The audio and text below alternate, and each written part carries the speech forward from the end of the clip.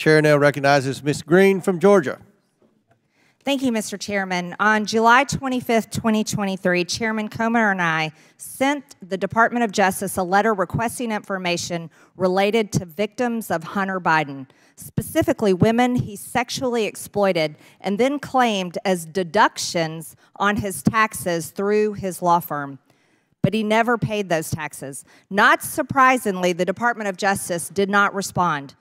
After the DOJ's sweetheart Hunter Biden deal fell apart, by the way, led by the special counsel David Weiss, on September 8th, 2023, Chairman Comer and I again sent a letter to the same DOJ officials asking about victims' rights issues related to Hunter Biden's sexual exploitations. DOJ once again failed to respond. Well, yesterday I found out why they don't want to talk with us. In a new email just released, by the way, from October 2020, could you please display the email?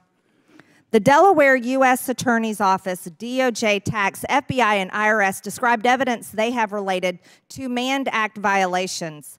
By the way, the subject of the email says Mann Act. First, the title, Mann Act. Then, it's clear there are charges on the table while the Department of Justice is in hiding from meeting with me.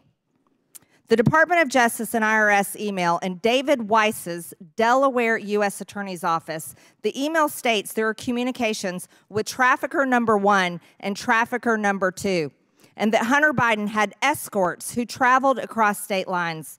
These women are victims, and the Department of Justice is refusing to protect their rights.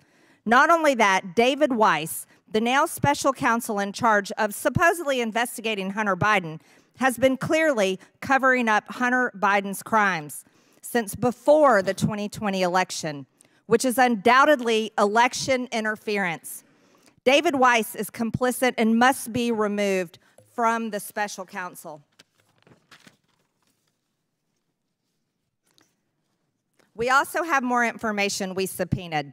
Let me give you an even better example based on an interview with one of Hunter Biden's victims with law enforcement. It says here that the victim, Hunter Biden's victim, stated that Biden told her that his father was the vice president and asked to Google search his name.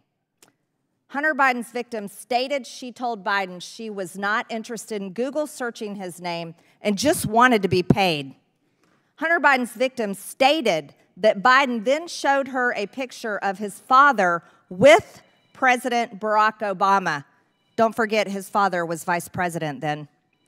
Hunter Biden's victim stated after she was shown the aforementioned picture who was the vice president of the United States with the president of the United States, Barack Obama, she became afraid.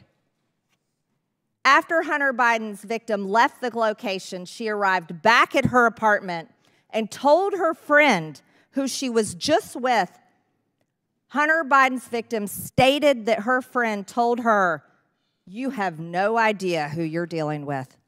These women were terrified, terrified. He used his father, Hunter Biden used his father, the vice president of the United States, to threaten his victim, who he had just trafficked for sex. And the Department of Justice refuses to speak to me?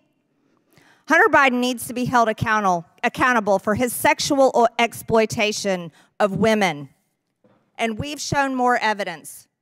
We've shown evidence. This is what it looks like. This is what Mann Act violations look like. Mr. Chairman?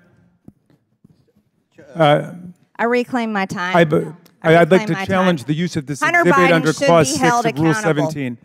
It is sad that my Democrat colleagues pretend to care about women's rights while allowing Hunter Biden to exploit women. This is a shame. But let's talk about— Chairman, there's a parliamentary challenge before us. The point of order. Who's the point? And we'll stop the clock for you, Ms. Greene. Mr. Chairman, our colleague from Georgia has introduced before pornographic exhibits and displayed things that are really not suitable for children who might be watching. And bathing suit's not suitable, Mr. Raskin? Well, I'm saying I would like I would like the member to be instructed to not introduce any pornography today, at least without running it through the chair bathing first. suit is not pornography, Well, we Mr. can't Raskin. see it from down there, so you didn't make it available to the minority before you started. I've seen it before. It's on the internet. It's everywhere. You are submitting a naked woman's body. This is a bathing suit. This is a bathing suit. And it has not been clear before this committee. right. Glasses on. Do you wear them or not? It's a I have bathing contacts in. Thank you. Oh, congratulations. All right. Chair asked Ms. Greene to proceed. Now let's talk about more evidence the Democrats have denied that's turned out to be true. We all know Joe Biden is the big guy. And we confirmed that Hunter Biden was lobbying his father. Here's another example that was just released yesterday. This is from a timeline from one of the IRS whistleblowers and quotes an email between Vuk Jeremic, a Serbian politician, and Hunter Biden. Did you have a chance to talk with the big man? He's receiving my prime minister on Wednesday. Please let me know if you think that what we discussed back in D.C. can be mentioned in the meeting. My domestic strategy, how I proceed in dealing with my government, very much depends on whether it happens or not. This is a conversation between Hunter Biden and Vuk Jeremic. This is called influence peddling. This is how Hunter Biden was selling his father's political power and influence. And this is a perfect example. This is evidence right here.